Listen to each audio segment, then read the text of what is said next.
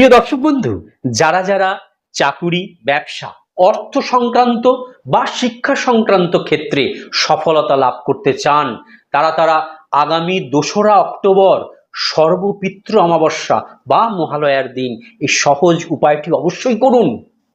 সকাল সকাল উঠে এই দিন স্নান করে একটি তামার ঘট নিন, সেখানে একটু জল নিয়ে নিন। সেই জলের মধ্যে একটু গুঁড়ো হলুদ, একটু শ্বেত সরিষা বা হলুদ সরিষা, একটুখানি গুড় মিশিয়ে সেই জলটিকে সূর্যদেবের উদ্দেশ্যে নিবেদন করুন।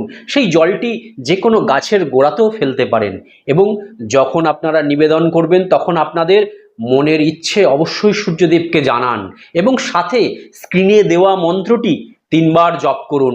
ওম হ্রিম হ্রিম সূর্যায় নমঃ, ওম হ্রিম হ্রিম সূর্যায় নমঃ, ওম হ্রিম হ্রিম সূর্যায় নমঃ। দেখবেন সকল মনের ইচ্ছা পূরণ হবে, সকল বাধা বিঘ্নতা